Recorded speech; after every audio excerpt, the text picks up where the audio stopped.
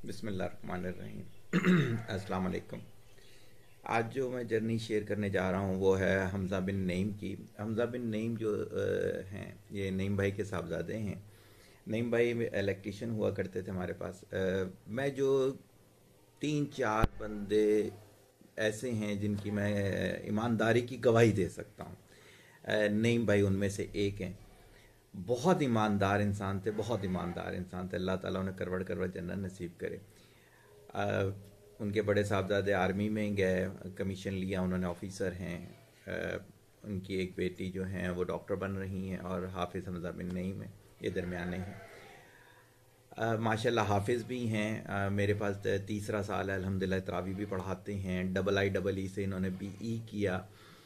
बहुत प्यारी जर्नी है इनकी। नईम भाई की डेथ के बाद इन लोगों ने सफ़र किया, लेकिन सब लोगों ने अपनी स्ट्रगल नहीं छोड़ी, अपने फादर का एम नहीं छोड़ा। और माशाल्लाह अभी की अगर मैं सिर्फ हाफिज़ हमज़ा बिन नईम को एड्रेस करूं तो ये अमेज़न की भी कंसल्टेंसी देते हैं, ये eBay की भी कंसल्टेंसी देते हैं, अपनी फर्म चला रहे हैं। इलेक्ट्रॉनिक्स में बहुत अच्छे प्रोजेक्ट्स हैं इनके। इलेक्ट्रॉनिक्स में भी मैंने देखा कुछ को कंसल्टेंसी देते हैं ये। तो मैंने इनसे रिक्वेस्ट की, मैंने कहा यार हाफिज़ आप भी कंसल्टेंसी अपनी जो जर्नी है ये शेयर करें, ताकि ये वो पौधे हैं जो हमारे सामने बड़े हुए हैं और कोई ना कोई हमारा रोल है इन लोगों की ज़िंदगी के अंदर। तो मैं आप लोगों को ये बताना चाहता हूँ कि अगर आप लोग भी स्ट्रगल करें तो जिस तरह हाफिज़ हमज़ा बिन नईम ने खुद अपने इसमें जो है जर्नी में बताया कि अभी जस्ट 25 ईयर ओल्ड है यार, बच्चा है, और अभी इस एज में उसने वो कुछ हासिल कर लिया जिस चीज़ के लिए लोग ख्वाब देखते हैं। और उसने खुद ख्वाब देखे। वो कभी सोच भी नहीं सकता था कि इस तरह की गाड़ी लेने का, वो कभी सोच भी नहीं सकता था कि बिला झिझक ख़रीदारी करने का, और आज वो उस तरह से कर रहा है। तो मुझे बहुत खुशी हो रही है हाफिज़ हमज़ा बिन नईम की जर्नी शेयर करने पे, और इंशाअल्लाह ताला आपको भी सुन के बहुत खुशी होगी। इसके बाद जो हमारा लेक्चर है art of communication related to entrepreneurship, वो कंटिन्यू रहेगा। तो मेरी तरफ से अस्सलाम वालेकुम, और ओवर टू हाफिज़ हमज़ा बिन नईम। अस्सलाम वालेकुम। मेरा नाम हाफिज़ हमज़ा बिन नईम है और मैं एक इंडस्ट्रियल इलेक्ट्रॉनिक्स इंजीनियर हूँ। मेरी अर्ली एजुकेशन कराची से थी, कराची से है बल्कि। और उसके बाद जो मेरी 8th क्लास से लेकर 12th क्लास तक की जो मेरी एजुकेशन है वो मेरी पंजाब से है, फैसलाबाद बोर्ड से। एंड उसके बाद मेरी जो इंजीनियरिंग है वो मेरी कराची से है, IIEE से, institute of industrial electronics engineering. ये एक फेडरल का इदारा है, और मेरी इस यूनिवर्सिटी के अंदर सिर्फ 50 स्टूडेंट पूरे पाकिस्तान से सेलेक्ट होते हैं जो यहाँ से इंजीनियरिंग करते हैं। लाइफ जर्नी मेरी इस तरह से है कि मैंने अपनी 3 क्लास तक मैंने स्कूल में तालीम कराची में हासिल की थी। उसके बाद फिर मैंने हिफ्ज़ किया था तो मैंने स्कूल छोड़ दिया था। हिफ्ज़ के बाद अगेन मैंने 6th क्लास में मैंने एडमिशन लिया, और फिर फर्दर ऑन मैं अपनी स्टडीज़ कंप्लीट करता रहा। स्कूल के अंदर बचपन में ही मेरी एक आदत थी कि मुझे नात और तिलावत करने का मुझे बहुत ज़्यादा शौक़ था, जिसकी वजह से अक्सर मैं असम्बली के अंदर असम्बली कंडक्ट करवाना और असम्बली की बाकी सारी चीज़ों को मैनेज करना, इस काम के अंदर मैं काफ़ी ज़्यादा पार्टिसिपेट करता था, जिसकी वजह से एक कॉन्फिडेंस मेरे अंदर बिल्ड हो गया था, जो कि लोगों से किस तरह से बात करनी है, बहुत सारी ऑडियंस को किस तरीके से फेस करना है। इस कॉन्फिडेंस का उस वक्त तो मुझे इतना अंदाज़ा नहीं था कि ये कितना हेल्पफुल मेरे लिए साबित हो सकता है, लेकिन इन फर्दर आज की लाइफ के अंदर अगर मैं ये बात कहूँ कि मेरा जो कैरियर का स्टार्ट है, फ्रीलांसिंग कैरियर का जो स्टार्ट है, उसका एक मेन रीज़न और एक मेन की पॉइंट यही कॉन्फिडेंस है, जिसकी वजह से आज मैं इतना ज़्यादा कामयाब हूँ। स्कूल की तालीम हासिल करने के अंदर I was a bright student, and bright student की वजह से मुझे 8th क्लास के अंदर मेरी डिस्ट्रिक्ट ओवरटेक्शन में पोजीशन आई थी, जिसकी वजह से मुझे स्कॉलरशिप मिला। और उस स्कॉलरशिप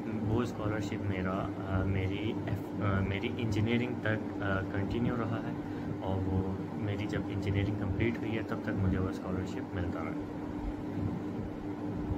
चूँकि मेरी तालीम जो है वो दोनों जगह से है, कराची से भी है और پنجاب سے بھی ہے، تو اس وجہ سے میں اپنا ایک کمپیریزن جو ہے وہ میں بتانا چاہوں گا کہ پنجاب کی جو تعلیمی نظام ہے اس کے اندر جو مین فرق یہ ہے کہ پنجاب کے اندر آپ نمبر ریس کے اندر بھاگتے ہیں. پنجاب کی جو عوام ہے، آپ ہمیشہ اکثر سنتے ہوں گے نیوز کے اندر کہ اتنے نمبر آ گئے، اتنے نمبر آ گئے، وہ سارے نمبر کے پیچھے بھاگتے ہیں، جس کی وجہ سے آپ دیکھ سکتے ہیں کہ ہمارے پاس ایسے بہت سارے اسٹوڈنٹس ہیں جن کے نمبر میٹرک اور ایف ایس سی کے اندر 1100 میں سے 1100 میں سے 1050 سے بھی ایون زیادہ نمبر لیے ہوئے لوگوں نے، لیکن انوینشن زیرو ہے ہمارے پاس انفارچونیٹلی.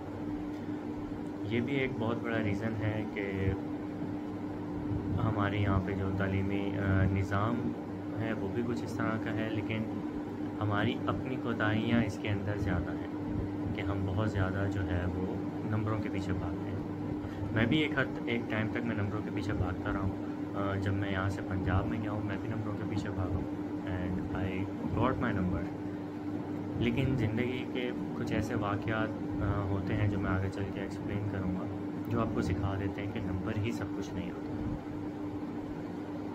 دوسرا جو ایک مین پوائنٹ ہے پنجاب اور کراچی کی تعلیم کا، وہ یہ ہے کہ اگر آپ کراچی میں رہ کر اپنی تعلیم کو خود فنڈ کرنا چاہتے ہیں تو آپ کے لیے یہ کام بہت آسان ہے due to the environment and opportunities available here in Karachi.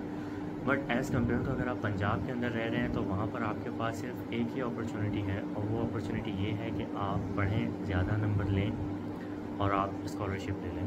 Scholarship سے آپ کی پڑھائی کا مسئلہ تو حل ہو جائے گا، لیکن آپ کی فوڈ اینڈ آپ کے جو اکوموڈیشن ہے اس کے لیے آپ کو اپنے کسی ریلیٹیو کے اوپر ریلیٹیو کا سہارا لینا پڑے گا.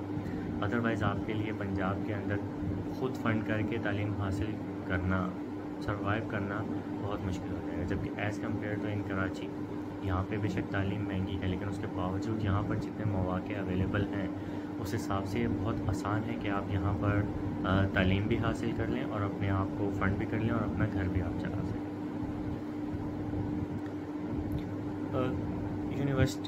کالج کی لائف کے بعد جو میری یونیورسٹی لائف ہے، یونیورسٹی لائف بھی کے اندر جب میں انٹر ہوا تو مجھے بہت ساری چیزیں سمجھ آ چکی تھیں کہ صرف نمبر سے کچھ نہیں ہوتا. میرے پاس 91% میری میٹرک میں تھی. 8 کلاس کے اندر پنجاب میں بورڈ کے ایگزامینیشن ہوتے ہیں، اس میں میری ڈسٹرکٹ اوور ٹیکسنگ میں میری پوزیشن آئی تھی، اور ایف ایس سی کے اندر میری 81% تھی. ان تمام نمبرز ہونے کے باوجود مجھے کراچی کے اندر این ای ڈی نے ایڈمیشن نہیں دی. کیوں؟ کیونکہ میرے پاس ڈومیسائل نہیں تھا. اب پنجاب میں ڈومیسائل میں نے اپنا بنوا لیا تھا کیونکہ وہاں پر میں نے ایک اسکالرشپ لینی تھی، اسکالرشپ کا ایک ٹیسٹ دینا تھا. اس اسکالرشپ کا ٹیسٹ دینے کی وجہ سے میں نے اپنا ڈومیسائل بنوا لیا. اب جب میں نے اپنا ڈومیسائل بنوا لیا تو اس ٹائم کے اوپر مجھے ان چیزوں کے بارے میں نالج نہیں تھا. یہ آپ کے پاس ایک طرح سے ڈومیسائل، چونکہ پاکستان کے اندر کوٹا سسٹم ہے تو آپ کو اپنے سارے ڈیسیجن جو ہیں وہ بہت سوچ سمجھ کر لینے چاہیے.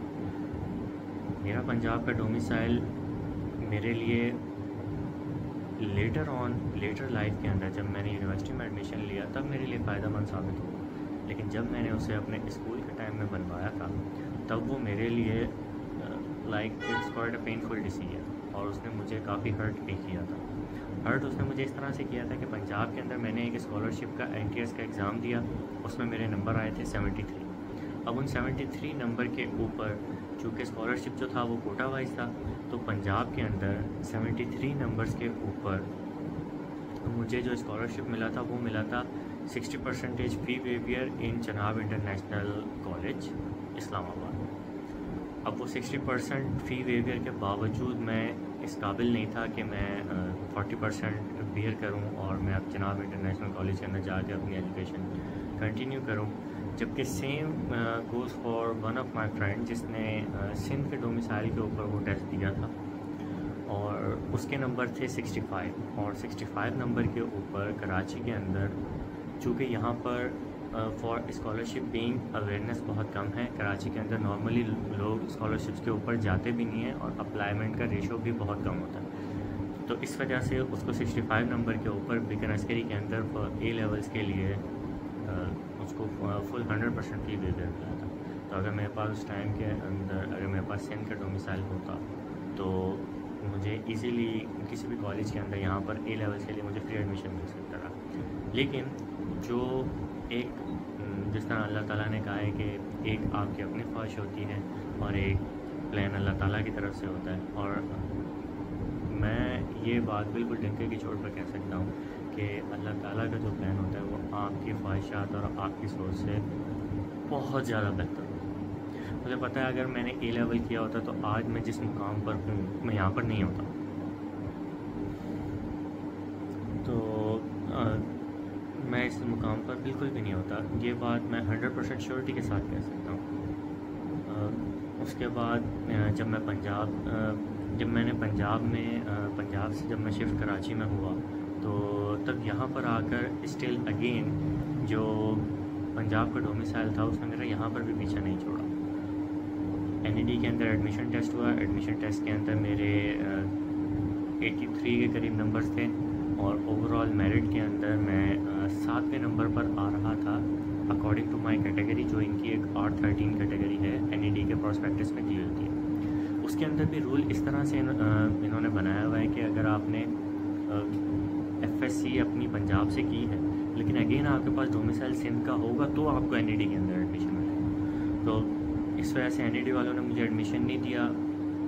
وائٹ میرے پاس پرفارمنس تھی, میرے پاس 91% ان میٹرک, 81% ان میں FSC, still no admission, got no luck. And then مجھے IIE کے بارے میں پتہ چلا.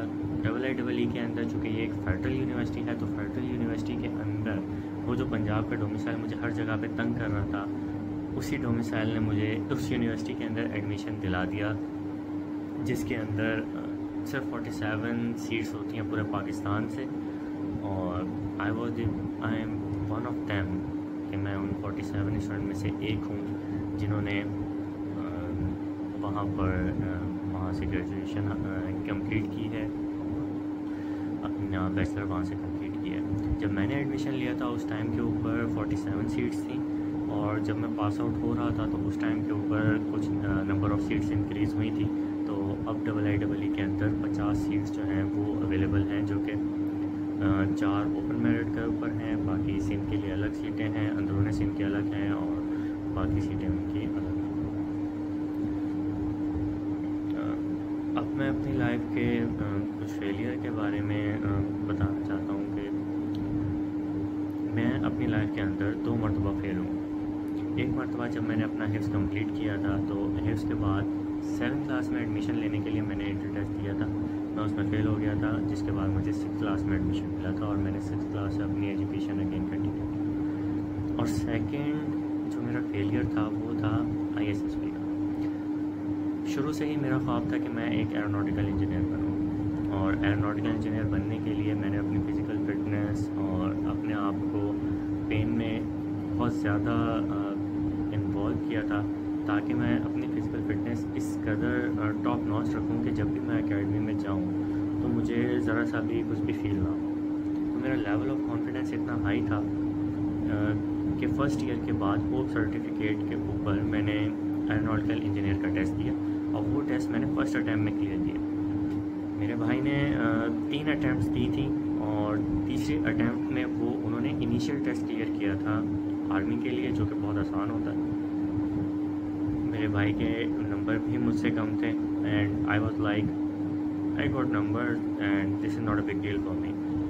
اور میں نے بہت ایزیلی وہ سارے ٹیسٹ پاس کیے اور میرے اندر بہت زیادہ کانفیڈنس تھا. لیکن میرے بھائی ISSB فرسٹ اٹیمپٹ کے اندر کلیئر کر گئے, اور میں اپنی فرسٹ اٹیمپٹ کے اندر ISSB میں فیل ہو گیا. فیل ہونے کے جو مین وجہ تھی وہ میرا اوور کانفیڈنس تھا, اور اس اوور کانفیڈنس نے ہی مجھے وہاں پر فیل کروایا تھا.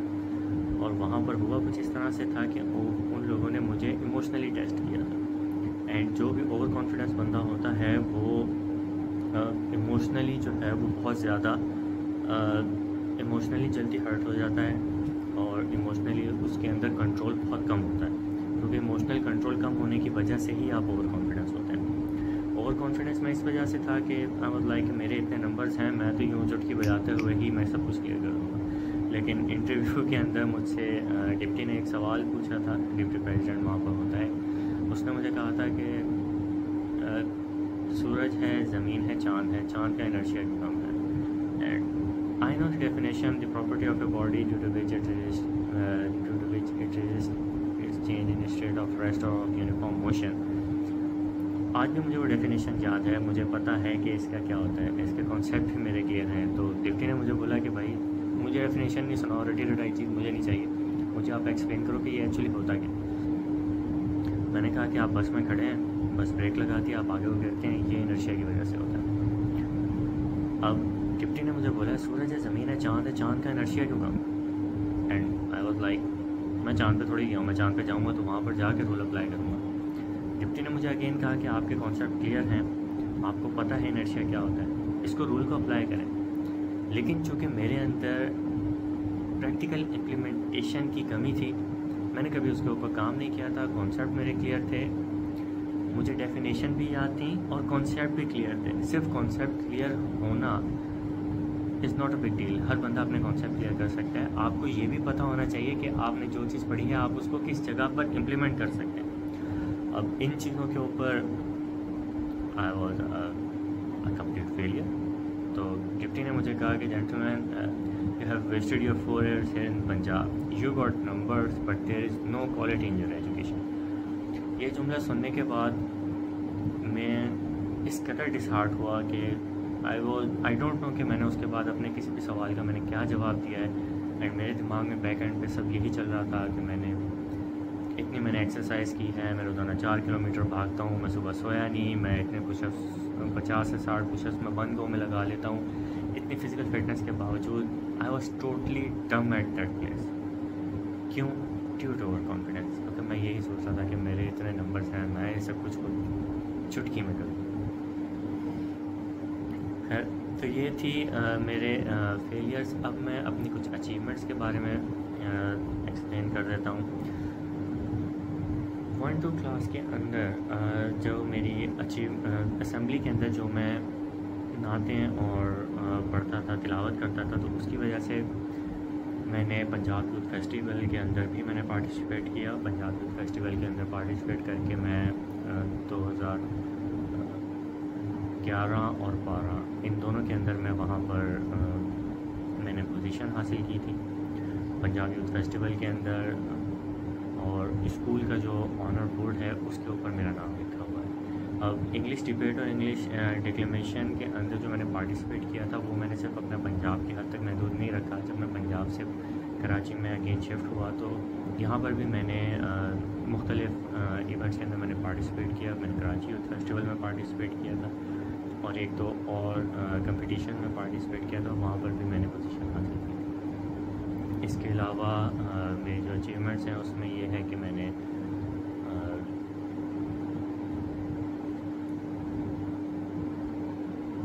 EME 544 کے لیے میں نے لو کاسٹ وینٹیلیٹر بنایا ہے.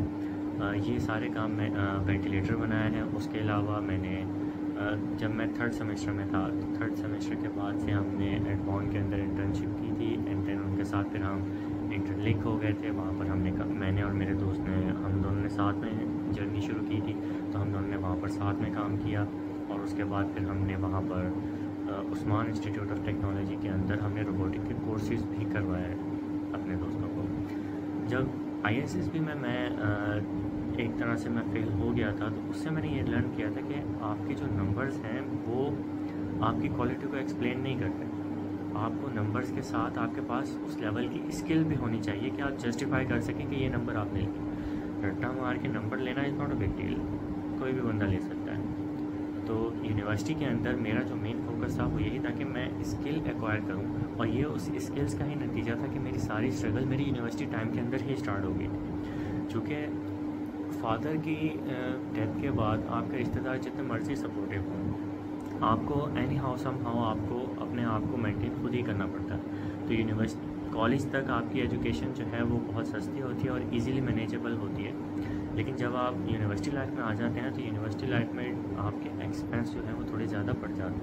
تو اب ان ایکسپینس کو کور کرنے کے لیے میں نے ہاتھ پاؤں مارنے شروع کیے. ہاتھ پاؤں مارے تو اس کے اندر میں نے شروع کے اندر تو میں نے اسٹارٹ کیا کہ میں اپنے جو ایکڈیمک سائڈ ہے میں ایکڈیمک سائڈ کو ہی اور اسٹرانگ کروں. اس کے اندر ہی میں ایسی اپرچونیٹیز تلاش کروں جن کے اندر میں اپنے آپ کو سروائیو بھی کر سکوں, ایجوکیشن کو سپورٹ بھی کر سکوں اور اپنے گھر کو بھی دیکھ سکوں. تو ان کی کچھ کوششیں تھیں جن کے اندر مجھے یہ چیز بالکل پتہ تھی اگر میں ان چیزوں کے اندر جاؤں گا, اور مجھے لوگ بھی یہ کہہ بھی رہے تھے کہ اگر آپ ان چیزوں میں پڑھو گے, جابس میں جاؤ گے, تو آپ کی CGPA جو ہے وہ افیکٹ ہوگی. لیکن جب آپ اسکل بیس اپنی اپروچ بناتے ہو تو اس میں آپ کی GPA اتنی زیادہ ہرٹ نہیں ہوتی جتنا آپ کو لوگ ڈرا رہے ہوتے ہیں. آئی graduated with 3.3 CGPA from IISc. اور یہ جو میں اچھی طرح یہ بات جانتا ہوں کہ اگر میں ان تمام چیزوں کو چھوڑ کے میں صرف پڑھائی کے اوپر ہوتا تو 4 GPA لینا is not a big deal. 4 GPA آپ کی آ جاتی ہے. لیکن اگر میں نے وہ 4 GPA لی ہوتی تو آج میں اتنا کامیاب نہیں ہوتا. آج میں اپنے باقی دوستوں سے جو میں 5 سے 8 سال جو میں ان سے اہیڈ ہوں اپنی پروفیشنل لائف کے اندر, تو وہ میں ان سے اتنا آگے نہیں ہوتا. میرے تمام دوستوں کے پاس جو ابھی ایکسپیرینس ہے وہ جسٹ لائک 1 ایئر 1.5 ایئر ہے ان کے پاس ایکسپیرینس, جبکہ میرے پاس کام کرنے کا ایکسپیرینس جو ہے وہ تقریباً 4 سے 5 سال کا میرے پاس ایکسپیرینس ہے ان پروفیشنل فیلڈ. تو اس پروفیشنل ایکسپیرینس کے لیے اگر آپ تھوڑی بہت اپنی CGPA کے کچھ پوائنٹس کم کر بھی دیتے ہیں تو یہ آپ کو آپ کے پروفیشنل لائف میں اتنا ہرٹ نہیں کریں گے. ایڈوان کے لیے جو ہم نے کورسز کروائے تھے وہ میں 3rd سیمسٹر سے ہی میں کورسز کروانا شروع ہو گیا تھا اپنے دوست کے ساتھ. اور 3rd سیمسٹر کے اندر آپ جب کورس کرواتے ہیں یونیورسٹی گریجویٹس کو یا ان لوگوں کو جو اپنے فائنل ایئر میں ہوتے ہیں, it's quite an honour thing. اس کے علاوہ ایک روبوٹکس لیگ ہوئی تھی ہماری NED کے اندر, جس کے اندر ایز اے جج میں نے ایڈوان روبوٹکس لیگ کے اندر ایز اے جج ہم وہاں پر ساری چیزوں کو دیکھا تھا اور سارے ایونٹس کو جو آرگنائز وغیرہ جو کروایا تھا اس کے اندر بھی پارٹیسپیٹ کیا تھا, جو کہ ایک اچھا ایکسپیرینس تھا. اس کے علاوہ میں اپنی یونیورسٹی کے اندر IEEE کی جو سوسائٹی ہے اس کا میں چیئرمین بھی رہا ہوں, اور ہم نے اپنی سوسائٹی کے لیے $2,000 کی ایک گرانٹ جو تھی وہ بھی اپروو کروائی تھی, اور $500 کی ایک گرانٹ اپروو کروائی تھی اپنی سوسائٹی کے لیے انٹرنیشنل باڈی کے طور پر. تو ان تمام چیزوں کے اوپر جو ہمارا ان تمام چیزوں سے جو ہمیں ایکسپیرینس گین ہوا وہ ہمیں یہ ہوا تھا کہ انٹرنیشنل باڈیز کے ساتھ کس طریقے سے انٹریکشن کرنی ہے آپ نے, ان سے کس طرح سے بات کرنی ہے, کس طرح سے ان کو آپ نے اپنا پروپوزل دینا ہے, اور اپنی بات آپ نے ان سے منوانی کیسے ہے. تو یہ سارا ایکسپیرینس مجھے IEEE کی سوسائٹی اس کی چیئرمین شپ سے ملا تھا. جب 1 سال ہم نے ایڈوان میں کورسز کروائے عثمان انسٹیٹیوٹ آف ٹیکنالوجی کے اندر, تو اس کے بعد ایک چیز کے اوپر اگر آپ اسٹاپ کر جائیں تو آپ کی وہاں پر گروتھ ایکسپونینشیل نہیں ہوتی. ایکسپونینشیل گروتھ اگر آپ کوئی بھی کمپنی کو آپ جوائن کرتے ہیں تو وہاں پر آپ کی گروتھ جو ہوتی ہے وہ ایک اسٹریم لائن کے اندر ہوتی ہے. آپ کا 5 سال کا ایکسپیرینس ہوتا ہے, آپ مینیجر بنتے ہیں, 10 سال کا ایکسپیرینس ہوتا ہے, آپ جنرل مینیجر بنتے ہیں, اسی طرح آپ فردر آگے جاتے ہیں. لیکن ایکسپونینشیل گروتھ کرنے کے لیے آپ کو سوئچ کرنا پڑتا ہے, آپ کو اپنی اسکلس اور زیادہ بلڈ اپ کرنی پڑتی ہے. تو اس کے بعد جب میں 5th سیمسٹر میں تھا تو 5th سیمسٹر کے اندر میں نے ہم نے ایڈوان سے وہ جاب چھوڑ دی تھی کورسز کروانے کی, اور ہم نے فری لانسنگ کے اندر اسٹارٹ کر دیا تھا. اب فری لانسنگ کے اندر ہم نے یونیورسٹی کے جو اپنے بنائے ہوئے پروجیکٹس تھے وہ ہم نے کسٹمائز کر کے ان کی سروسز پرووائڈ کرنی شروع کر دی. بہت سارے لوگ اس طرح سے آتے تھے, وہ ہمیں کہتے تھے کہ ہمارا یہ پروجیکٹ ہے, ہم نے اس کا یہ کوڈ بنوانا ہے, ہم نے یہ ڈیک بنوانا ہے, یہ ہم نے PCB کا ڈیزائن بنوانا ہے, یہ ہم نے IoT کا اسمارٹ سوئچ بنوانا ہے. تو یہ ساری سروسز ہم لوگوں کو پرووائڈ کرتے تھے, جس سے ہماری وہ تمام اسکلس پالش ہوتی تھی اور ہمارے پاس اور زیادہ ان ڈیپتھ ٹیکنیکل نالج آتا جا رہا تھا کہ نہ صرف ہم یونیورسٹی کے اندر پڑھ بھی رہے تھے بلکہ ہم ان فری لانسنگ اسکل کے تھرو ان کو بیچ بھی رہے تھے, ان کے اوپر مہارت بھی حاصل کر رہے تھے, اور اس کے ساتھ ہم اپنے آپ کو سپورٹ بھی کر رہے تھے فائنینشلی اپنی ایجوکیشن کو. یہی وجہ ہے کہ میں تب سے کام کر رہا تھا. 2017 سے میں نے اپنا فائبر کا اکاؤنٹ بنایا ہوا تھا اور اس کے اوپر میں کام کر رہا تھا, اور اس کی وجہ سے میں لیول 2 سیلر ہوں فائبر کے اوپر, اور اپورک کے اوپر میں ٹاپ 600+ فری لانسر ہوں. اب میں اپنی فری لانسنگ کی جرنی جو ہے اس کو میں تھوڑا ایکسپلین کر دیتا ہوں کہ اگین فادر کے بغیر آپ نے اگر اپنی ایجوکیشن کمپلیٹ کرنی ہوتی ہے تو یہ بہت مشکل ٹاسک ہے. اور ساتھ میں اگر آپ کو اپنا گھر بھی مینیج کرنا ہو تو یہ آپ کے لیے اور زیادہ مشکل ہوتا ہے. رشتہ دار آپ کے جتنے مرضی سپورٹیو ہوں لیکن رشتہ داروں کی جو ہیلپ ہوتی ہے وہ کسی نہ کسی کاسٹ کے اوپر ہی آپ کو ملتی ہے. FSC تک میری ایجوکیشن جو تھی وہ 100% فری تھی کیونکہ مجھے پنجاب میں اسکالرشپ ملتا تھا. اپنے 8 کلاس کے رزلٹ کی بیس کے اوپر مجھے 9-10 میں اسکالرشپ ملا. 9-10 کے رزلٹ کی بیس پہ FSC میں فرسٹ ایئر سیکنڈ ایئر میں اسکالرشپ ملا.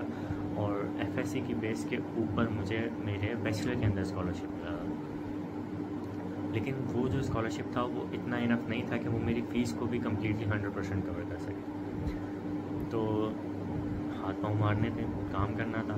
تو نعمان جب میں کراچی آیا تو نعمان بھائی نے مجھے فری لانسنگ کے بارے میں بتایا. فری لانسنگ کا اس سے پہلے مجھے ایز سچ کوئی آئیڈیا نہیں تھا. اس سے پہلے جسٹ مجھے چونکہ میں ٹیک سیوی تھا شروع سے ہی کمپیوٹر کے اوپر ڈفرینٹ قسم کے کام کرنا, اپنے دوستوں کو گیمز ڈاؤن لوڈ کر کے ان کے لیپ ٹاپ میں انسٹال کرنا, ان کے کمپیوٹر میں انسٹال کرنا, ان کے موبائلس میں انسٹال کرنا.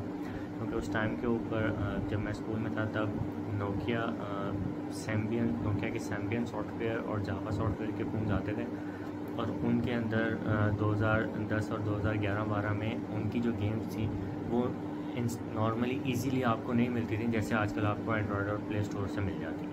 تو وہ آپ کو تھرڈ پارٹی کے تھرو ڈائریکٹ انسٹال کرنی پڑتی تھی. وہ چونکہ مجھے کام آتا تھا تو میں اپنے دوستوں کو گیم انسٹال کر کے دیتا تھا پنجاب کے اندر اور ان سے میں چارج کرتا تھا اس چیز کے لیے. تو اس چیز کا تو کانسیپٹ میرا بالکل کلیئر تھا کہ آن لائن ارننگ ہو سکتی ہے, لیکن مجھے یہ نہیں پتا تھا کہ آن لائن ارننگ ہوتی کس طریقے سے.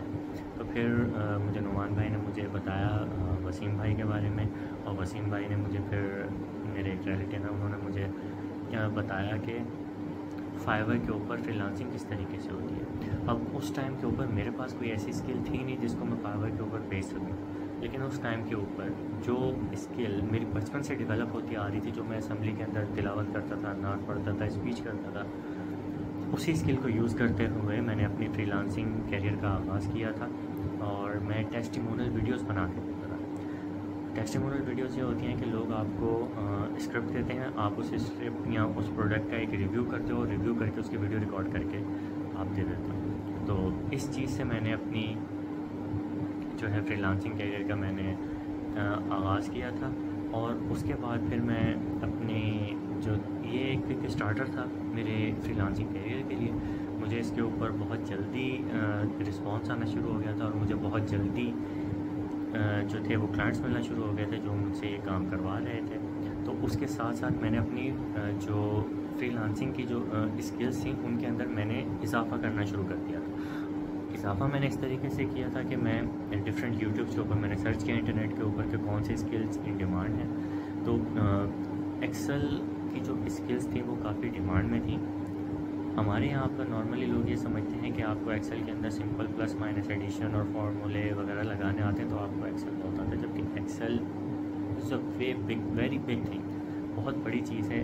یہ ساری چیزیں مجھے ایڈوانس لیول کے کورسز یوٹیوب سے کرنے کے بعد ہی مجھے یہ سمجھ آئے تھے کہ ایکسل کے اندر آپ پورے پروگرامس لکھ سکتے ہو, اس کے VBM میکروز بناتے ہیں آپ, بہت لمبا کام, ڈیٹا انالائزیشن, ڈیٹا کی ویژولائزیشن, گرافس وغیرہ بہت کام آپ کر سکتے ہیں آن یور فنگر ٹپس. تو میں نے وہ ساری چیزیں سیکھیں اور اس کی سروسز بھی پرووائڈ کرنا میں نے شروع کی, اور ساتھ ساتھ میں نے اپنی انجینئرنگ کی سروسز بھی پرووائڈ کرنا شروع کر دی ہیں جن میں PCB ڈیزائننگ اور ڈفرینٹ چیزیں میں بناتا تھا. ان چیزوں کی وجہ سے میں نے ایک اپنے بڑے انٹرنیشنل کلائنٹ کے ساتھ کام کیا تھا. جرمنی کا وہ کلائنٹ تھا, ہینری میرک اس کا نام تھا, اور وہ کراچی آیا ہوا تھا. کراچی بنالے 2K19 کا ایک ایونٹ تھا جس کے اندر بہت سارے انٹرنیشنل آرٹسٹ وغیرہ آئے تھے. تو ہینری میرک جو اپنا پروجیکٹ یہاں پر لے کر آیا تھا, اس کے پروجیکٹ یہ تھا کہ جم کے اندر جب آپ اپنی سائیکل چلاتے ہیں تو اس سے آپ کا موبائل چارج ہونا چاہیے, جس سے آپ کو ایک ایکٹ آف اپریسیشن اور ریوارڈ فیل ہوتا ہے. تو آپ اس ریوارڈ کی وجہ سے وہ کام کنٹینیوسلی کرتے ہو, کیونکہ ہیومن نیچر ہے, آپ کو کوئی کام کرنے کا اگر ریوارڈ نہیں ملتا تو وہ کام آپ صرف ایک صورت میں کرتے ہو, اگر وہ آپ کا شوق ہے. اگر وہ آپ کا شوق نہیں ہے اور آپ کو اس کام کے اندر ریوارڈ نہیں ملتا تو کوئی بھی آدمی وہ کام اگین اینڈ اگین نہیں کرتا. تو آپ کو جو جم کرتے ہوئے جو ریوارڈ ملتا ہے فزیکلی، وہ آپ کو بہت لیٹ ملتا ہے.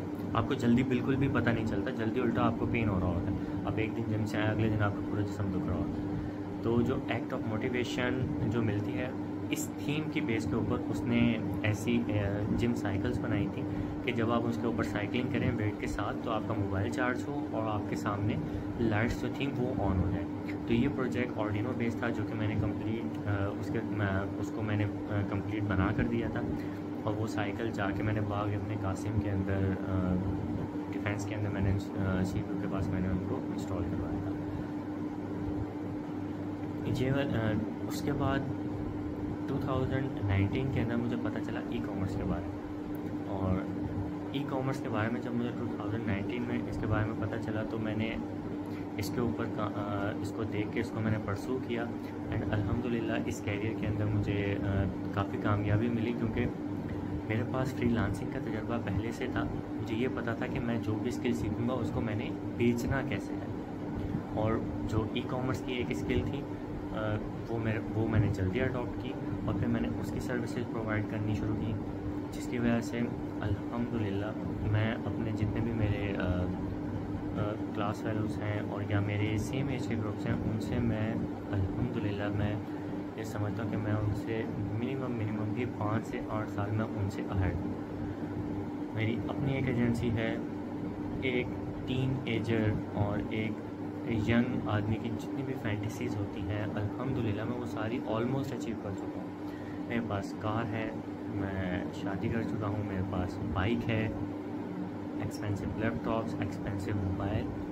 یہ ساری چیزیں میں صرف 24 سال کی عمر میں یہ ساری چیزیں حاصل کر چکا تھا. اینڈ الحمدللہ اس ساری چیزوں اس سارے کام کے اندر میرا کوئی کمال نہیں ہے. میں اگر اپنی سوچ کے مطابق چل رہا ہوتا تو آج میں ایک ایروناٹیکل انجینئر ہوتا، اور میں آج ایروناٹیکل انجینئر ہونے کے ساتھ میں صرف ایک بائک افورڈ کر سکتا، کیونکہ جو حالات چل رہے ہیں ان حالات کے اندر ایک ایروناٹیکل انجینئر جو آرمی کے اندر ہے پاسبل ہے آج سے 10 سے 15 سال کے بعد جا کے وہ شخص کی ساری چیزیں افورڈ کر سکے. لیکن ان دی کرنٹ سیناریو میں صرف اور صرف ایک بائک ہی افورڈ کر سکتا تھا اگر میں ایروناٹیکل انجینئر ہوتا. لیکن الحمدللہ میں نے پین لیا، میں نے اپنی راتیں جو تھیں مجھے جاگ کے گزارنی پڑی، مجھے اپنا سکون جو تھا وہ قربان کرنا پڑا. لیکن اس کا رزلٹ یہ ملا کہ آج میں جاب کے لیے میں کسی کے پاس نہیں جاتا. میں نے خود اپنے 5 6 سے 7 لوگ اپنی ایجنسی کے اندر ہائر کیا میں نے، اور وہ میرے لیے کام کرتے ہیں آن سیلری بیسس. میں ان کو ایک اچھی سیلری پے کرتا ہوں. اور یہ تمام جو بھی میری اچیومنٹس میری ہوئی تھیں ان سب کی وجہ یہ تھی کہ میں نے کبھی بھی ہار نہیں مانی. مجھے مشکل آتی تھی، مجھے سارا دن کام کرنا پڑتا تھا. میں صبح یونیورسٹی جاتا تھا، یونیورسٹی سے آ کے ٹیوشن پڑھاتا تھا، پھر آ کے میں آن لائن کام کرتا تھا. میرے پاس اتنا ٹائم نہیں ہوتا تھا کہ میں اپنی والدہ کو میں کہیں لے کر جا سکوں.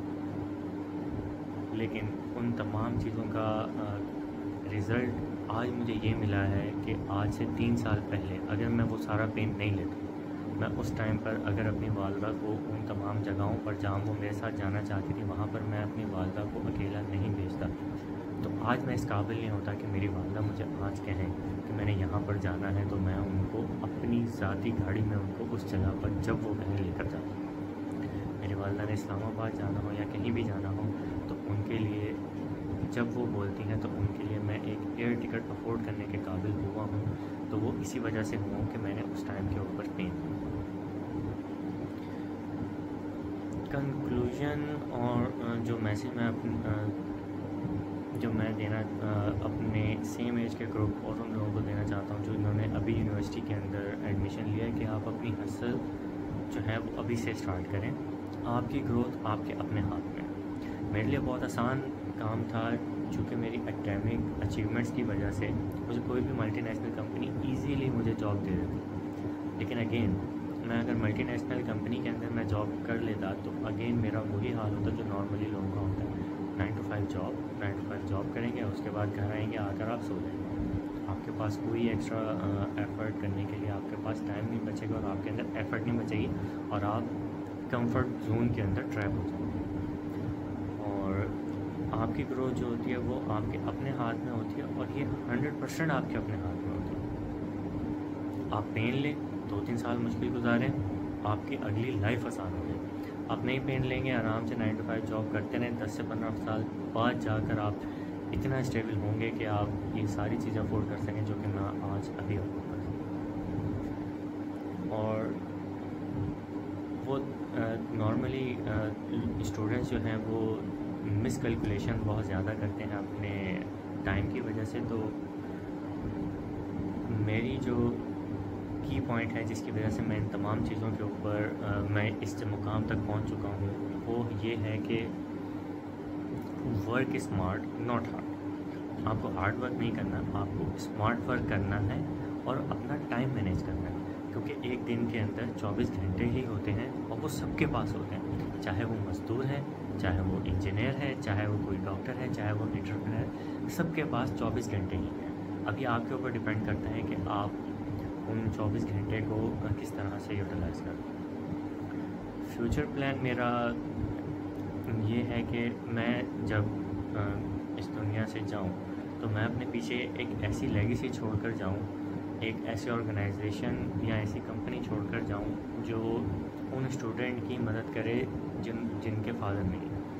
आपके फादर नहीं होते और फिर आपको अपनी तमाम एजुकेशन अगर आपने कंप्लीट करनी है और आपने उसके ऊपर हासिल करनी है, तो ये आपके लिए एक बहुत मुश्किल काम है। मुश्किल ज़रूर है लेकिन इम्पॉसिबल नहीं। ये सारी चीज़ें की जा सकती हैं, और चूँकि जब आपके फादर नहीं होते तो आपके पास प्रॉपर काउंसलिंग का भी भुगतान होता है। तो मेरा ख्वाब है, आई होप सो कि मैं जल्दी इस ख्वाब के अंदर पूरा हो जाऊँ और मैं सेल्फ सस्टेन ऑर्गेनाइजेशन पीछे बना कर जाऊँ जो कि स्टूडेंट्स को ये बताए कि आपको और जॉब्स करने की ज़रूरत नहीं है कि आप जाके 5 से 6 घंटे किसी जगह के ऊपर वेटर बन जाएं। उसकी बजाय आप ऑनलाइन काम सीखें, ऑनलाइन काम करें, घर में बैठ के काम करें, 4 घंटे आप अपने इसके ऊपर लगाएं, अपनी स्किल्स को पॉलिश करें, और इन 4 घंटों के अंदर आप अपनी तालीम को उससे ज़्यादा बेहतर सपोर्ट कर सकते हैं एज़ कम्पेयर टू अगर आप कोई और जॉब करते हैं। और यही एक सबसे बेस्ट एग्जांपल है work smart not work hard. तो ये मेरी छोटी सी लाइफ जर्नी थी जिसके ऊपर मैंने अपनी तमाम चीज़ें आपके साथ शेयर की। And thank you sir Saeed कि उन्होंने मुझे इस काबिल समझा कि मैं अपनी लाइफ अचीवमेंट जो है वो आप लोगों के साथ शेयर कर सकूँ और आपको बता सकूँ। Thank you. इब्तिदा की हमने अल्लाह ताला के नाम से जिस तन्हा इबादत बुलाई है, आप और मैं इसकी गवाही देते हैं कि मोहम्मद सल्लल्लाहु अलैहि वसल्लम से आखिरी नबी और रसूल है। आप और मैं इसकी भी कमिटेड हैं कि इल्म का माखज़ कुरान मजीद और उस तक पहुँचने का रास्ता मेरे नबी की सुन्नत। अल्हम्दुलिल्लाह सीक्वेंस के लिहाज से 6ठा लेक्चर है और तरतीब के लिहाज से हम काफ़ी आगे आ चुके हैं, काफ़ी कुछ गेन हो चुका है और थोड़ा थोड़ा तो सभी आगे आ गए हैं। बस होता यही है कि जिनकी स्पीड थोड़ी ज़्यादा होती है वो ज़्यादा आगे चले जाते हैं और कुछ मसले मसाइल ऐसे होते हैं जिन पे एल्गोरिथम नहीं लगाया जा सकता, वो विदाउट एल्गोरिथम होते हैं। लेकिन एक दो चीज़ें मैं यहाँ पर ज़रूर मेंशन करूँगा आप सब लोगों को कि आपने अगर उसामा सिद्दीकी का वो लिया हो जो उन्होंने अपनी जर्नी शेयर की थी, डॉक्टर उसामा सिद्दीकी ने, तो उसामा ने एक बड़ी अच्छी बात बोली थी। उसामा ने कहा था कि ये जो कोर्स डिज़ाइन किए जाते हैं ना, उस कोर्स के दरमियान में जो गैप्स दिए जाते हैं वो डिज़ाइनिंग का पार्ट होता है, वो तो स्टडी का पार्ट होता है।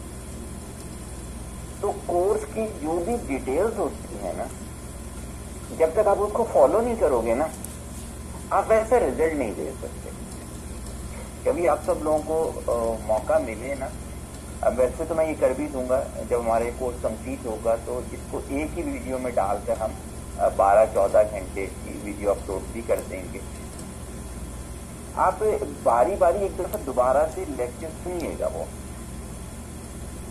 تو آپ کو پتا چلے گا کہ بہت کچھ مس کر دیتے ہیں آپ لوگ. کبھی کوئی میسج مجھے کرتا ہے، وہ پیچھے کے 2 لیکچر کی اس نے چیزیں فالو نہیں کی تھی، جو اسٹیپس سکھائے میں نے، اور ڈائریکٹ سے وہ 4تھے لیکچر کی کوئی بات پوچھ رہا ہوگا. جب میں کراس چیک کروں گا تو وہ بالکل بلینک ہوگا، اس چیز کے بارے میں بالکل ہی نہیں پتا ہوگا. تو اس سے نقصان کس کا ہوتا ہے؟ نقصان اس کا ہوتا ہے جو یہ سمجھ رہا ہوتا ہے کہ وہ یہ کورس کر رہا ہے. دیکھیں، انسان جو ہے، جو ناکام ہونے کی سب سے بڑی وجہ مجھے نظر آتی ہے اس طرح کے پروفیشنل لائف میں، وہ یہ ہوتی ہے کہ جو انسان ہوتا نہیں ہے وہ اپنے آپ کو سمجھ رہا ہوتا ہے. تو اس سے پھر کیا ہے کہ وہ رزلٹ نہیں مل رہا ہوتا، اور اپنے ذہن کے اندر وہ رزلٹ بنا چکا ہوتا ہے کہ میں تو یہ ہوں. تو یہ والی چیز جو ہے یہ بہت زیادہ مجھے دیکھنے کو ملتی ہے کہ لیکچر جو ہیں وہ اس طرح سے ورک نہیں کیا جا رہا. پہلے ہی لیکچر میں ایک بات بولی تھی کہ کامیاب تو ہر شخص ہونا چاہتا ہے، لیکن اس کامیابی کے پیچھے جو قیمت ادا کی جاتی ہے وہ ہر شخص نہ دیتا ہے اور نہ وہ دینے کی خواہش رکھتا ہے. اچھا، اسی میں جو انٹرو ہے میں کوشش نہیں کروں گا کہ 5 لیکچر ریوائز کروں، اس لیے کہ میں دیکھتا ہوں کہ آدھا گھنٹہ ہمارا اسی میں چلا جاتا تھا. تو اس میں لوگ لیکچر جو سن رہے ہوتے تھے وہ بھی اس کو کہتے تھے کہ سر ہم ریویژن اس طرح سے کر لیں گے، جا کے پیچھے سن لیں گے تو آپ کا 30 منٹ بچ جائے کریں گے. لیکن کچھ چیزیں جو ہیں وہ بیان کرنا اس وجہ سے ضروری ہیں کہ اگر وہ بیان نہیں ہوں گی نا تو ہم وہیں رکے رہ جائیں گے. تو آج میرے پاس ایک واقعہ ہے آپ لوگوں کے لیے، اس کا جارج برنارڈ شاہ کا واقعہ تھا. یہ جارج برنارڈ شاہ جب ادھر سب کانٹیننٹ کی طرف آیا تو یہ اس کا وزٹ تھا پورے علاقوں کا. تو یہاں پر مختلف اخبارات کو اس نے انٹرویو دیے. تو ایک اخبار تھا، اس کا نام الہدا تھا. تو ان کو جب اس نے انٹرویو دیا تو اس نے ایک اسٹیٹمنٹ دی جو کہ بڑی مشہور بھی ہوئی. لوگ وہ آدھی اسٹیٹمنٹ یاد رکھتے ہیں یا سنی ہوئی انہوں نے وہ آدھی اسٹیٹمنٹ ہوتی ہے. اس نے یہ کہا کہ معذرت، اسلام آزادی اور دستوری اور ذہنی حریت کا دین ہے. اجتماعی نقطۂ نظر کے لحاظ سے، اجتماعی نقطۂ نظر سے مسیحیت اس کا مقابلہ نہیں کر سکتی. کسی مذہب کا نظام نظام اجتماعی اتنا مکمل نہیں ہے جتنا اسلام کا نظام ہے. دنیائے اسلام کا تنزل اسلام سے دور ہٹ جانے کی بدولت ہوا. مسلمان جب صرف اسلام کی بنیادوں پر جدوجہد کریں گے تو عالم اسلامی کا خواب بیداری سے بدل جائے گا.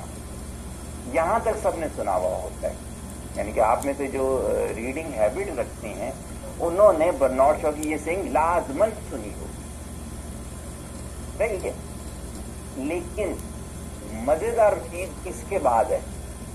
اس لیے کہ ہمارے اسلام کی کوئی نان مسلم تعریف کر دے، اس سے ہمیں خوش ہونے کی کوئی ضرورت نہیں ہے.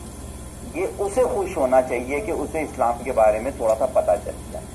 ہمیں تو آلریڈی پتہ ہے کہ ہمارا اسلام ہے جیسا، لیکن اب جو میں آگے بات کرنے جا رہا ہوں وہ اس کورس سے ریلیٹڈ بھی ہے، اور وہ بات یقیناً ہمارے اس 5 لیکچر پہ پوری اترتی ہے. جو انٹرویو لے رہا تھا اس نے کہا کہ سر جارج برنارڈ شاہ، آپ جب اتنا کہتے ہیں اسلام کے بارے میں تو آپ مسلمان کیوں نہیں ہو جاتے ہیں؟ جارج برنارڈ شاہ کے پاس کوئی جواب نہیں تھا. اس بات کے اندر میرے لیے بہت کچھ تھا کہ کیا بات کر دی اس بندے نے. ایک ہی چیز ہوتی ہے. ابو جہل بھی سنتا ہے, ابو لہب بھی سنتا ہے, علی ابن طالب چلنا بھی سنتے ہیں, ابو بکر صدیق چلنا بھی سنتے ہیں. وہ پہلی دفعہ سن کر ہی اسلام قبول کر لیتے ہیں. ابو جہل ابو لہب نہیں کرتے. عمر بن خطاب رضی اللہ عنہ ایک دفعہ, دو دفعہ, تین دفعہ سننے کے بعد کرتے ہیں. میں اس سوچ میں مبتلا ہو گیا. ایک طرف مجھے یہ تاریخ اس طرح سے بتاتی ہے, ایک وہ برنارڈ شاہ کی چیزیں کہ سب کچھ سامنے نظر آ رہا ہے. ایک ہے ہدایت کا رستہ, ایک ہے ضلالت کا رستہ. یہ ورڈ میں نے یوز نہیں کیا, یہ میں نے حدیث سے اٹھایا ہوا ورڈ ہے. پتہ ہے ہدایت اس میں ہے, پتہ ہے ضلالت اس میں ہے, لیکن وہ کون سی چیز ہے جس کی وجہ سے وہ ادھر نہیں آ پا رہے؟ اگر قرآن کو ترجمے اور تفسیر کے ساتھ پڑھا ہو تو سورہ نحل کی آیت نمبر 16 پڑھیے گا, سورہ بنی اسرائیل کی آیت نمبر 17 پڑھیے گا, سورہ رات کی آیت نمبر 13 پڑھیے گا. اس میں اللہ تعالیٰ نے اس کا جواب دے دیا. پھر مجھے سمجھ میں آیا, میرا پہلا لیکچر کسی کی تفسیر تھا کہ اللہ جسے چاہتا ہے گمراہ کرتا ہے, جسے چاہتا ہے رستہ دکھاتا ہے, لیکن کسے دکھاتا ہے, کسے گمراہ کرتا ہے, اس کا تعلق اعمال سے ہوتا ہے.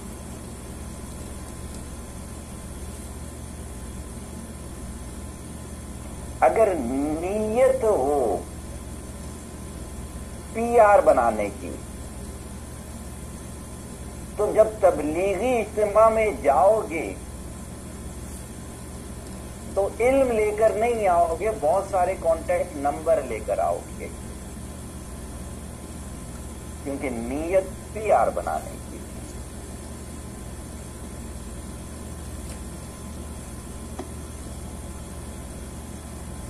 تو اگر پہلے لیکچر کو کبھی موقع ملے دوبارہ سنیے گا. میں نے کہا تھا کہ بالکل شروع میں 5 کام کرنے ہیں,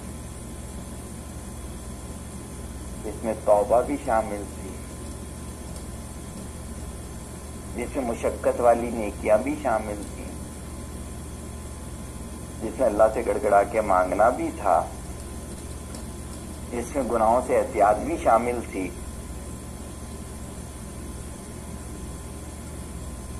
تو جب اتنے بڑے بڑے نام جو بتائے گئے, ابو جہل جس کے لیے اس دور کے قوانین بدلی کیے گئے, اتنا کہتے ہیں علم تھا اس کے پاس, گمراہی کا کہتے ہیں لیکن علم تو تھا.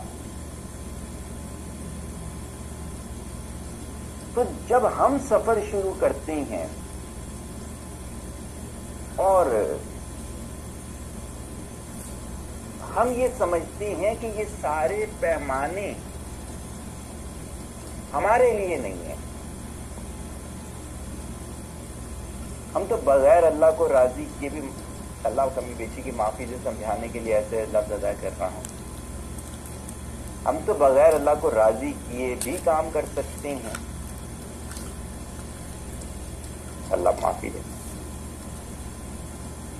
ہم بغیر پڑھے بھی, بغیر سیکھے بھی کام کر سکتے ہیں. ہم بزنس پلان کو اسٹڈی کیے بغیر بھی بزنس کر سکتے ہیں. ہم کوئی اسکل ڈیولپ کیے بغیر بھی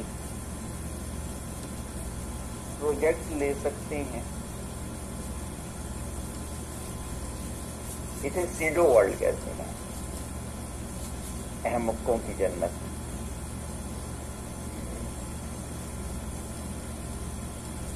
دنیا کا ایک دستور ہے, اسی دستور سے کائنات چلتی ہے. آپ کے لیے کائنات کے اصول تبدیل نہیں کیے جائیں گے. آپ کو کائنات کے مطابق چلنا پڑے گا. ایسا نہیں ہے کہ آپ کی نیند پوری نہیں ہوئی تو سورج 10 بجے نکال دیا جائے. سورج نے اپنے وقت میں نکلنا ہے، آپ کو اپنی مرضی کی نیند پوری کرنی ہے سورج کو دیکھ کر. تو یہ کمزوری بہت زیادہ دکھائی دی مجھے آپ لوگوں کی طرف سے. اسی وجہ سے یاد ہوگا میں نے بہت ہی انیشل کے کسی اس میں کہہ دیا تھا ڈے اوپننگ کے اندر کہ ایکسکیوز نامی چیز میں نہیں مانتا. ہوتی نہیں ہے نا کائنات کے اندر.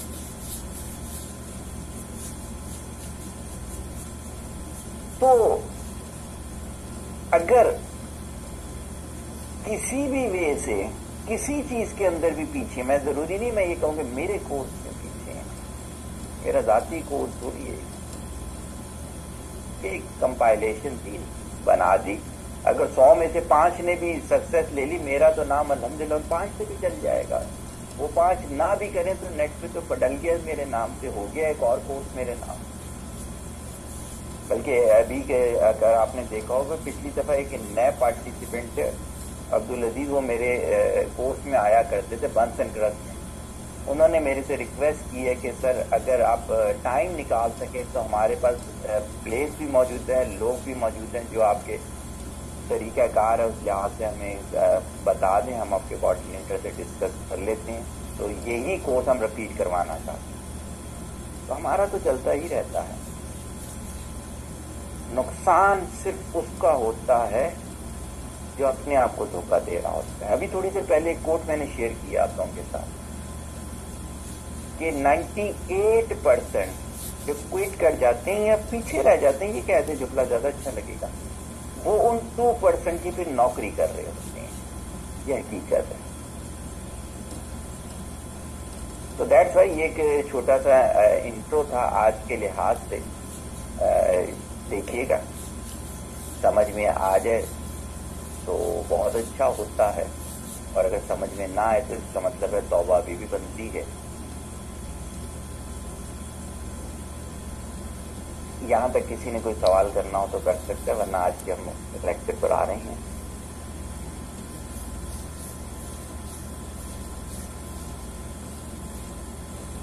کمیونیکیشن، لاسٹ ٹائم میں نے آپ لوگوں سے کہا تھا کہ ہم 2 چیزوں میں کنفیوز ہیں.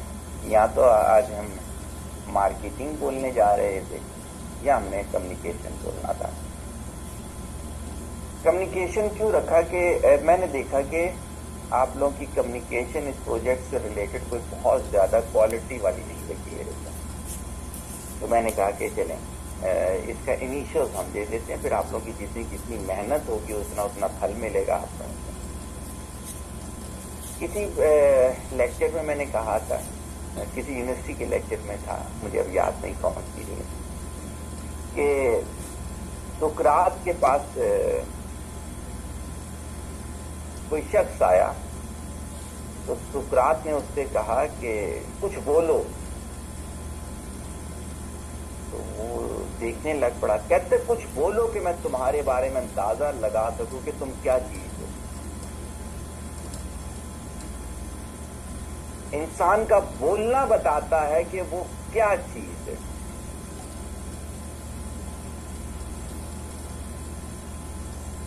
تین مثالیں دوں گا.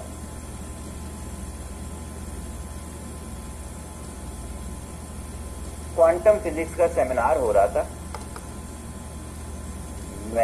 ہماری کلاس کے کافی سارے لوگ اٹینڈ کر رہے تھے. میرے ایک سینئر تھے مجاہد بھائی، وہ اور میں بھی اٹینڈ کر رہے تھے. ان کے ساتھ میں نے نام اس وجہ سے لیا کہ میں نے کوانٹم مجاہد بھائی کی وجہ سے رکھی تھی، ورنہ میرا پیشن نہیں تھا کوانٹم.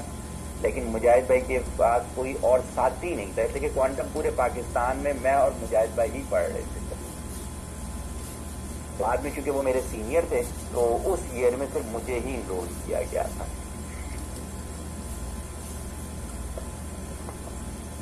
تو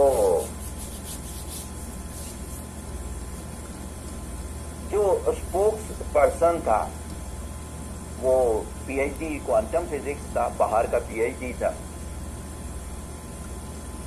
تو مجاہد بھائی نے ہاتھ کھڑا کیا، ان سے ایک سوال کیا سوال سن کے وہ تھوڑی دیر خاموش ہوئے اور اس کے بعد کہتے ہیں کہ تم سیمینار کے بعد میرے سے اکیلے میں آ کے ملنا.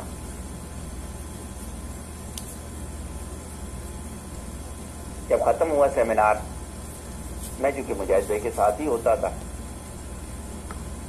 گرو کہتا تھا میرے بار بار زبان پہ یہی آ رہے کہ مجاہد بھائی کو اللہ نے بہت علم دیا ہے.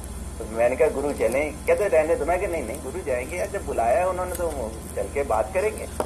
ہم چلے گئے ان کے ساتھ. اچھا انہیں یہ بھی پتا تھا کہ اس ایئر میں کوانٹم رکھنے والا میں اکیلا ہوں، تو مجھے بھی جانتے تھے. کہہ رہے ہاں آپ لوگ آ جائیں روم میں، ہم دونوں. تو میں نے کہا سر آپ نے ان کو روم میں بلایا تھا تو یہ شرما رہے تھے، تو ایسے میں بھی آ گیا تھا. کہتے نہیں بہت اچھی بات ہے کیونکہ آپ بھی کوانٹم رکھتے ہو. کہتے انہوں نے جو سوال کیا تھا نا، کہتے ہیں میں باہر کنٹریز میں بھی بولتا ہوں، اس لیول کا سوال مجھے وہاں پہ بھی نہیں ملا کبھی.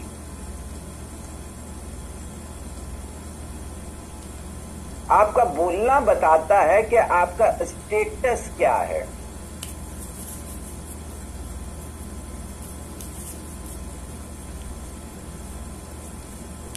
تو اقبال نے کہا تھا نا، میری ابتدا یہ ہے میں اور دعوی علم کا، میری ابتدا یہ ہے کہ میں اور دعوی علم کا، میری انتہا یہ ہے کہ میں اس دعوے پہ شرمایا بہت.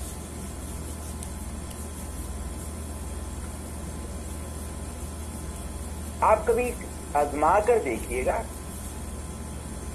کوئی بھی ایک ٹاپک لے لیں، کوئی بھی ٹاپک لے لیں، اپنی مرضی کا ٹاپک لیں، اس پہ ایک پیراگراف لکھ کے اپنے پاس رکھ لیں. اس کے بعد اس سے ریلیٹڈ پوری کوئی ایک کتاب پڑھیں، کم از کم 150 پیجز کی. اس کے بعد اسی ٹاپک کو دوبارہ ایک پیراگراف کا لکھ کے رکھیں.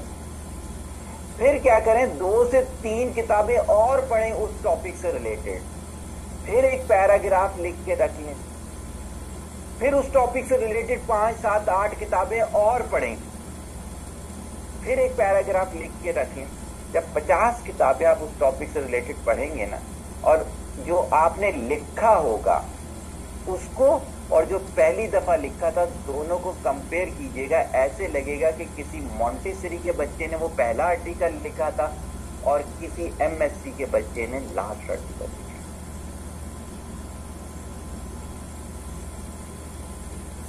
اتنا فرق ہوتا ہے. حضرت عمر رضی اللہ تعالیٰ نے اپنے دور میں غلط لکھنے والے کو سزا دی، جس کی ترتیب بہتر نہیں ہوتے تھے، کہتے تھے اس کو کوئی حق نہیں پہنچتا کسی رتبے کا. اگر آپ کے پاس اچھی کمیونیکیشن نہیں ہے، اگر آپ آئنسٹائن کے بقول میں بتاؤں، اگر آپ اپنی بات نہیں سمجھا سکتے، آپ کی کمیونیکیشن اگر اچھی نہیں، تو آپ کو کوئی عہدہ نہیں ملنا چاہیے ہے. اس کی وجہ ہے آپ کچھ سے کچھ معنی لے رہے ہوگے، کسی کو کچھ سے کچھ بتا رہے ہوگے.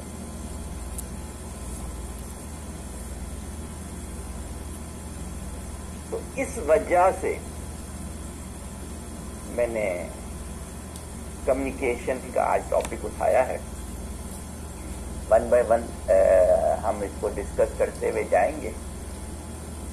سوال جہاں پر آپ کے ہوں گے ادھر آپ خود بھی انجوائے کریں گے، میں بھی انجوائے کروں گا، اور کوشش کروں گا کہ آج ہی کے لیکچر میں سوال پر بھی ہم ضرور بحث کریں کہ سوال کیسے کیا جاتا ہے. سوال کو آدھا علم بولا جاتا ہے، تو کیسے کیا جاتا ہے، سوال کی کمپائلیشن کیسے ہوتی ہے.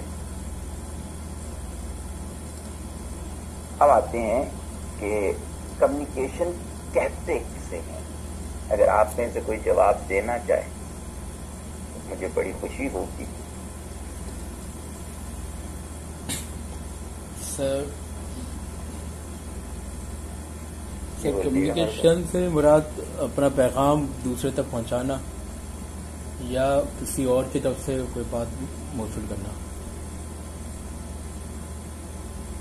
اچھا، کمیونیکیشن سے ہے اپنا پیغام دوسرے تک پہنچانا، یا پھر دوسری چیز آپ نے کیا بولی؟ اس سے کوئی پیغام وصول کرنا، سینڈ اینڈ ریسیو. اس سے کوئی پیغام سینڈ اینڈ ریسیو، صحیح ہو گیا. اچھا، کوئی اور اس میں ڈیفینیشن میں کچھ بڑھانا چاہے، کچھ کم کرنا چاہے؟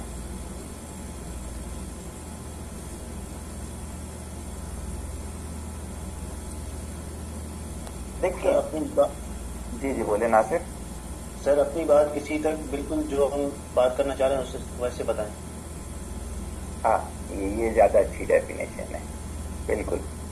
اب میں اسی ڈیفینیشن کو تھوڑا سا بڑھاتا ہوں، میں یہی والی ڈیفینیشن چاہ رہا تھا. کمیونیکیشن بیسیکلی میسج دینا نہیں ہوتا. جیسا میسج ہم دینا چاہتے ہیں اگلے کے پاس ویسا ہی میسج جائے، اسے کہتے ہیں کمیونیکیشن. اس میں کیا کیا چیزیں یوز ہوتی ہیں وہ سمجھیں گے تو آپ کو کمیونیکیشن سمجھ جائے گی. ابھی اگلی میں اسی سلائڈ کی چیزیں میں ڈیفائن کرنے جا رہا ہوں، اور یہ پورا لیکچر ایک میرا کہیں رکھا ہوا بھی اور میرے ہی نام سے ہے، کمیونیکیشن ماڈل بائی صغیر احمد. میں نے ایک تصویر بنائی ہوئی ہے. کیا ہوتا ہے کہ ہر شخص کے دماغ کے اندر فلٹر ہوتے ہیں.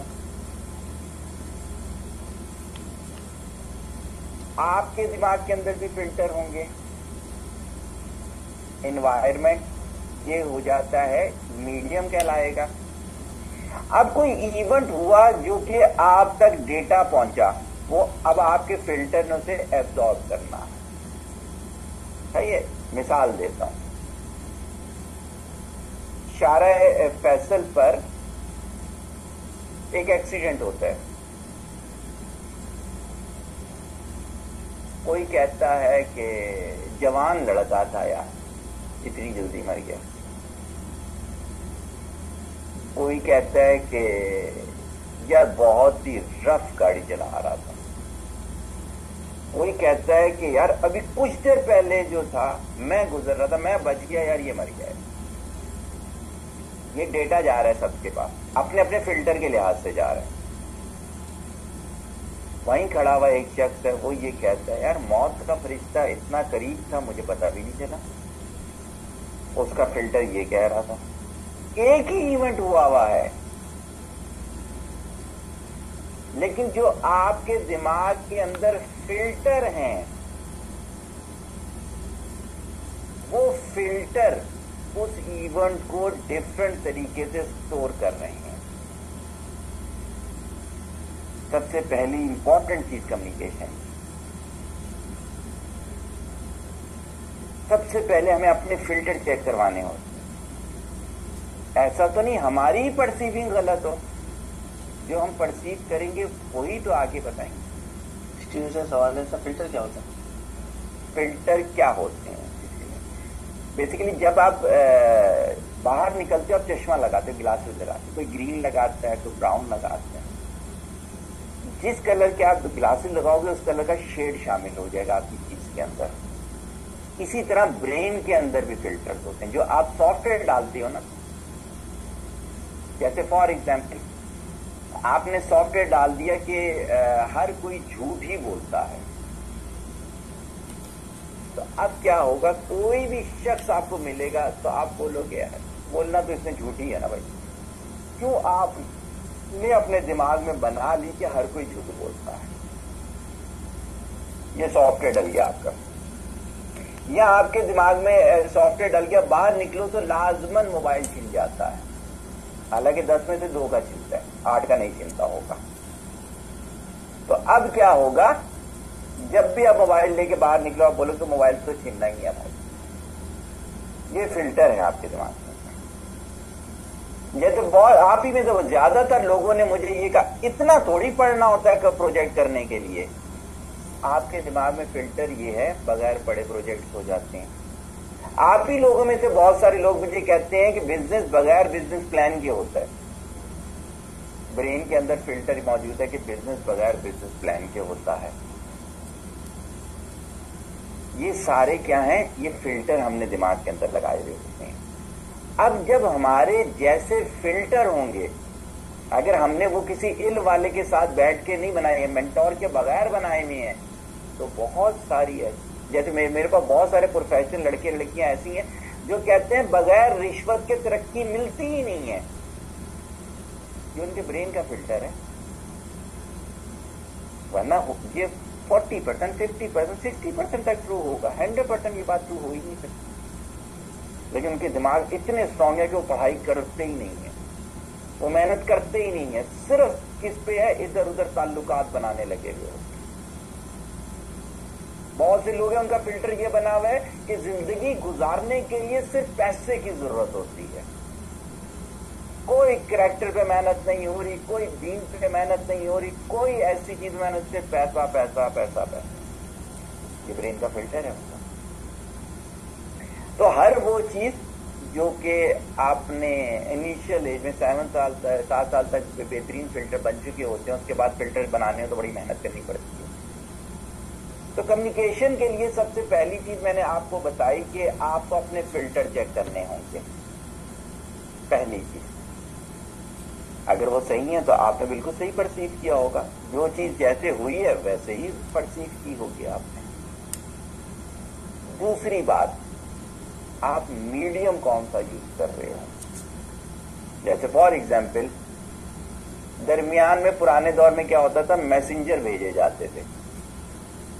کوئی بھی موچی ہوتا تھا گاؤں کا, کوئی نائی ہوتا تھا جو کہ پیغام لے کے جاتا تھا. عورتوں میں یہ جو گھروں میں کام کرنے والی ہوتی تھی یہ پیغام لے کے جاتی تھی.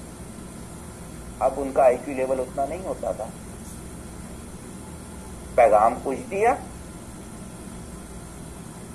آگے پیغام کچھ اور پہنچا. صحیح ہے. آج کے دور میں ٹیکنالوجیز آ گئی ہیں, ان کو بھی کراس چیک کرنا پڑتا ہے. میرے پاس بہت دفعہ ٹائپوگرافیکل اس طرح کی مسٹیکس آ رہی ہوتی ہیں کہ وہ جو انہوں نے پوچھا ہوا ہوتا ہے وہ بنتا ہی نہیں ہے کہیں سے ان کا سوال. لیکن جلدی جلدی وہ ٹائپ کر کے انہوں نے بھیجا تو وہ غلطی بن گئی. اس کا مطلب ہے میسج صحیح کنوے نہیں ہو سکا. دو چیزیں ہو گئی. پہلا ہو گیا اپنے برین کے فلٹر ہو گیا, دوسرا ہو گیا میڈیم, تیسرا جس کو آپ پیغام دے رہے ہیں جو ریسیور ہے اس میں آپ نے دیکھنا ہے کہ اس کے فلٹر کس کوالٹی کے ہیں.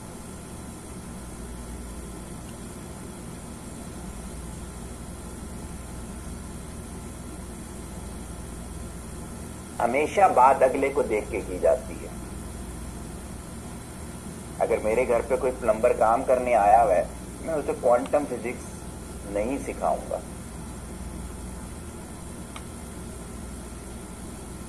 موچی کو ایبسٹریکٹ الجبرا نہیں سیکھنا ہوتا.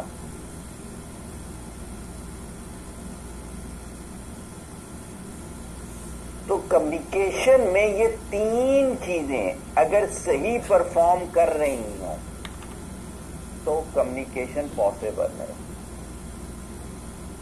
اگر تینوں چیزوں میں ایرر ہو تو پھر وہ کمیونیکیشن نہیں ہوگی, وہ کچھ اور ہوگا جسے ہمیں دیکھنا پڑے گا. یہاں تک کسی نے کوئی سوال کرنا؟ جی سر, ایک سوال میرا. جی جی بے شک. سر یہ تیسرا پوائنٹ ہے ریسیور کے فلٹر کی کوالٹی چیک کرنا, اس کا کیا پیمانہ ہے؟ دیکھیں اس کا یہ ہے کہ اگر کوئی ان نون پرسن ہے, اگر آپ کے فیملی ممبر ہے, دوست احباب ہے, آگے پیچھے ہے, تو ان سب کے فلٹر تو آلریڈی آپ کو پتا ہوں گے. صحیح ہو گیا. تو اس میں آپ بات کرتے ہوئے ان فلٹر کا ضرور خیال رکھیں گے. لیکن کوئی اگر ان نون ہوگا تو آپ نے اپنی کوالٹیز اس لیول پر لے کے جانی ہے. جیسے میں آج ہی کی بات بتاتا ہوں, نیو کلائنٹ سے انرولمنٹ وغیرہ ہوگی, سب کچھ ہوا, تو پہلا سیشن تھا ان کا. تو میں نے انہیں کہا کہ آپ آدھا گھنٹہ ٹوٹل اپنے آپ کو ایکسپلین کریں کہ کیوں آئے ہیں میرے پاس, کیا مسئلے ہیں, مسائل ہیں. کہتے وہ تو آپ کے کوآرڈینیٹرز کو بتا دیے. میں نے کہا ان سے میری بات نہیں ہوتی کہ میں جو سننا چاہتا ہوں, میں بیسیکلی ان کے برین کے فلٹر نکالنا چاہ رہا تھا. جب انہوں نے آدھا گھنٹہ تسلی سے بول لیا, میں نے کہا صحیح چیز ہے, اب میں آپ کو آپ کے بارے میں بتاتا ہوں. تو کیا ہوتا ہے کہ اگر کسی ان نون کے ساتھ ہوں گے تو آپ کے پاس کوئی پرنسپلز ہونے چاہیے, جو آگے چل کے میں بتاؤں گا کہ کس طرح سے جج کیا جاتا ہے کہ اگلے کی کوالٹی کیسی ہے, جو کہ سقراط نے کیا. اور اگر آپ کے پاس یہ کوالٹی نہیں ہوگی تو آپ ہر ایک کو ایک ہی لاٹھی سے ہانک رہے ہوں گے. اس کا نقصان کیا ہوگا؟ اس کا نقصان یہ ہوگا کہ آپ سکسیسفل کمیونیکیٹر نہیں ہوں گے، ٹائم پاسنگ کر رہے ہوں گے. 10 to 15% بات آپ کی کنوے ہو رہی ہوگی، بقیہ بات جو ہے وہ نہیں ہو رہی ہوگی.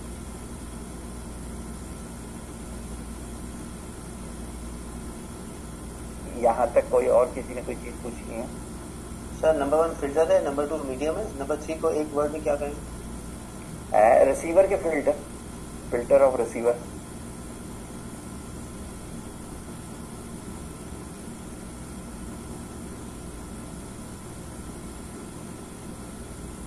اچھا، ہم نے یہ دیکھا کہ کمیونیکیشن کیا ہے. اس کے بعد آ جاتا ہے کہ کمیونیکیشن کی بیسک کے لیے کیا کیا چیزیں ضروری ہوتی ہیں. سب سے امپورٹنٹ چیز جو ہے، جی بولیے گا. سر یہ پوچھنا تھا کہ اگر فلٹر میچ نہ کرتے ہو اگلے کے اور ہمیں کوئی بات اہم ہے، ضروری ہے کرنا، وہ بہت اسلامک پوائنٹ آف ویو سے یا کسی بھی وجہ سے وہ بات کرنا ضروری ہے، تو کیا ہم وہ بات نہیں کریں؟ اچھا، یہاں پہ میں نے یہ نہیں بولا کہ آپ کے اور ان کے فلٹر سیم ہونے چاہیے. میں نے یہ بولا کہ آپ کو ان کے فلٹر کا پتہ ہونا چاہیے. جیسے میں کچھ مثالیں دے دیتا ہوں. میری کلائنٹ لسٹ میں نان مسلم لوگ بھی موجود ہیں. میرے کلائنٹ لسٹ میں اگر 7 سال کی بچی ہے تو 90 سال کی بوڑھی بھی ہے. میری کلائنٹ لسٹ میں اگر 5 سال کا بچہ ہے تو 95 سال کا بوڑھا بھی ہے. صحیح ہے. میرے کلائنٹ لسٹ میں جو ہیں آپ کا پوسٹ ڈاک بھی ہیں اور میری کلائنٹ لسٹ میں بالکل چٹے ان پڑھ بھی ہیں. کہنے کا مطلب یہ ہے کہ ہمیں پرسن ٹو پرسن پتہ ہونا چاہیے کہ کس فلٹر پہ ایک جملے کو کیسے کنوے کیا جاتا ہے. فار ایگزامپل، جیسے بھی آپ نے کہا کہ دین کی کسی کو آپ نے بات بتانی ہے، اگلے کو دین کی بیسک بھی نہیں پتا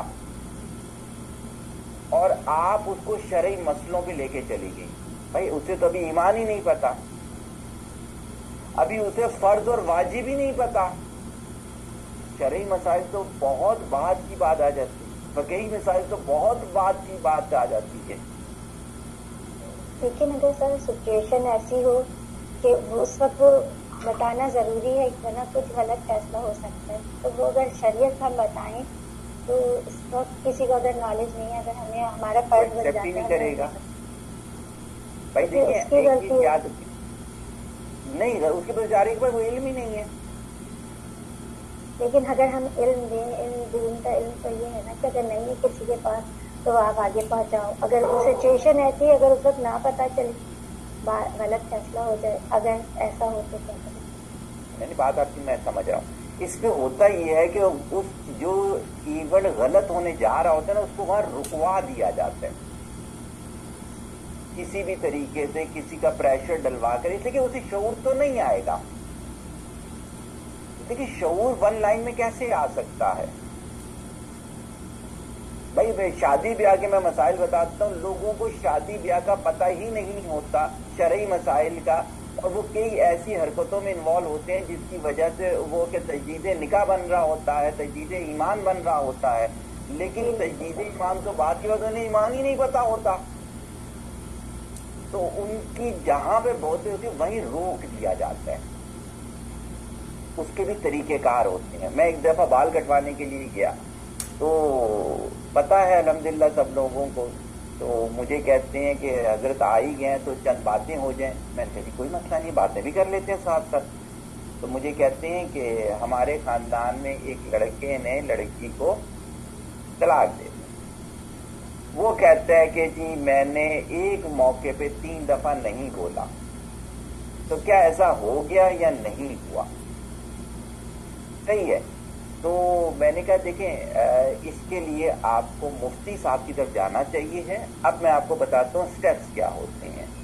تو میں نے کہا جی اس کے اسٹیپس جو ہوتے ہیں وہ یہ ہوتے ہیں، جس مسلک سے آپ نے نکاح پڑھایا ہے طلاق بھی اسی مسلک کے لحاظ سے ہوگی، لیکن بہترین انداز یہ ہے کہ بحث کو آپ لوگ بڑھائیں نہیں۔ جن بھی ایسے حضرت کو آپ مانتے ہیں جن کو اللہ نے مقام دیا ہوا ہے، آپ تو کیا ہوتا ہے کہ کیونکہ اس موقع پر اس چیز کو صرف روک کے پاز دے کے آگے لے کے جانا ہوتا ہے، تو اس میں آپ کو وہ میتھڈ یوز کرنے جو آگے میں بتاؤں گا بھی، اور آلریڈی نیٹ پہ ڈالے ہوئے بھی ہیں میں، کہ اس کو پاز کیسے دینا ہے۔ اگر آپ اس ٹائم پہ بیٹھ کے شرعی مسئلے پہ وہ بتانے کی کوشش کریں تو میری پریکٹسنگ جو ہے وہ یہ ہے، جس شخص کو بیسک نہیں پتا ہوتی وہ آگے والی چیز کو نہیں پتا، اور اس میں سب سے بڑا مسئلہ کیا ہوتا ہے، اس پر جہاں بھی آپ لوگ سب لوگ سیکھیے گا، یہ والی بات بہت امپورٹنٹ۔ اگر غلطی سے اگلے نے کسی واجب چیز کو یہ کہہ دیا نا کہ میں نہیں مانتا، اب چھوڑ دیں وہ شادی بیاہ کا مسئلہ، اب تو اس کے ایمان پہ بات آ گئی، اب اس کا تجدید ایمان بنے گا۔ اگر خدا نہ خاصہ ان بٹوین اس کی ڈیتھ ہو جاتی ہے تو وہ مسلمان قبر میں نہیں جا رہا، چاہے آپ لاکھ جنازہ کروا دیں۔ اس وجہ سے بھی میں اکثر ایسے معاملات میں کہتا ہوں